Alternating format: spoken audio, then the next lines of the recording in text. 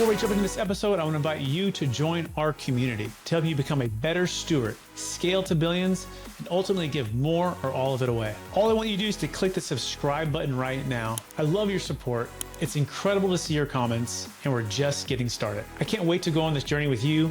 Thank you so much for subscribing. It means the world to me. Welcome to the Build to Billions podcast, where we guide successful entrepreneurs and investors on the journey from millions to billions. We believe that the key to scaling your business and compounding your wealth starts every day with a mindset and practice of stewardship over ownership and applying biblical billionaire principles.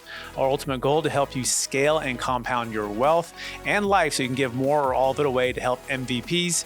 Hey, I'm your host today, Brett Swartz. In every episode, we feature some of the world's top entrepreneurs, millionaires, and billionaires. They share their principles, values, secrets, and wisdom, providing each of us with the insights we need to reach the next level of faith, success, and impact. I'm excited about our next guest. He's become a lifelong friend now, it feels like, even though it's only been just a couple of years. He's been previously on the Capital Gains Tax Solutions podcast multiple times. I feel like I've become like an adopted part of his family of DLP Capital. His name is Don Wenner, and he has scaled it literally from millions to billions with his company.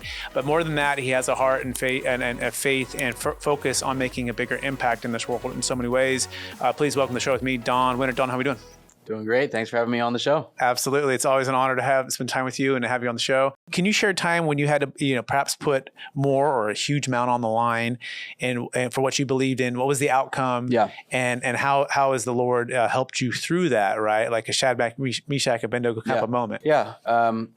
So I'll just take a quick step back and I'm going to answer that. So, when we talk about purpose, I think one thing important to note is, and our friend Tim Tebow said this really well, is, a calling, a purpose is divine and urgent.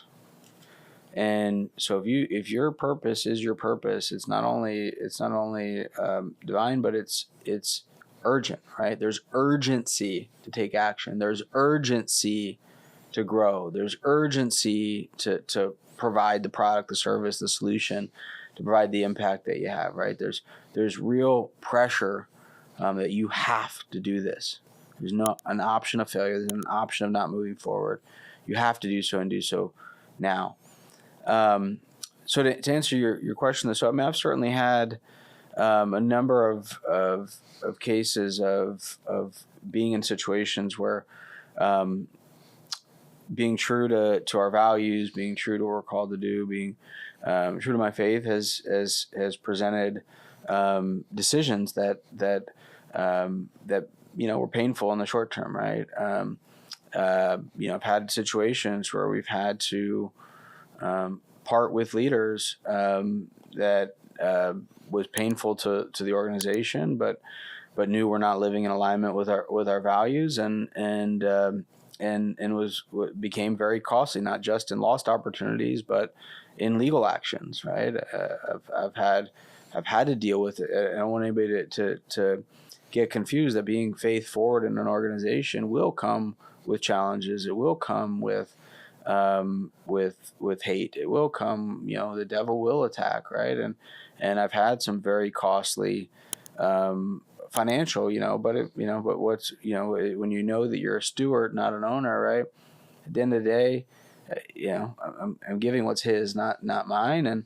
And so I've had to write checks to stay true to what I know I'm responsible to do and what I'm called to do. And that's not easy in the moment, especially when it's big, right? And it's painful. And I've dealt with people, throwing stones and mud over it, and it can be challenging in that moment. But then it's easy to take a step back and look at some of the great people in the past who legitimately died on the cross over their faith, and say, hey, giving some of what's his, or dealing with some uncomfort, or having to sit through a deposition or something that I don't enjoy, that's not putting it all on the line, right? I've never had to be called to put it on the line, but certainly I've had to take things that a lot of people would say are pretty significant worldly losses to stay true to values, stay true to our faith, stay true to what we're called to do. Absolutely. And that's part of what you'll face if you go down that journey. I'm thinking about Philippians 2, right? Where he gave up everything, right? And he humbly accepted and went to the cross, right? Did everything for us. And then coming back to Tim Tebow, it's divine and urgent, right? Yeah. The calling is going to put real pressure, and it's going to put you in situations where it's going to be painful. Yeah. Right. And it should be. And that is the opportunity. That is the growth. That is the, embrace that. That is, to me, that's the privilege, right? As one of the, I think leadership quotes or verses that I try to stream by is it's a privilege, not a sacrifice, to pay the price for my dreams, right? Absolutely. It's like, it's a privilege, not a sacrifice, to take that next hard decision and be faithful, because you know that the Lord, it's ultimately in his hands, right? Yep. So if you like this little short clip of the interview I just did, click over here to watch the full interview. And please don't forget to subscribe. Thanks so much, everybody.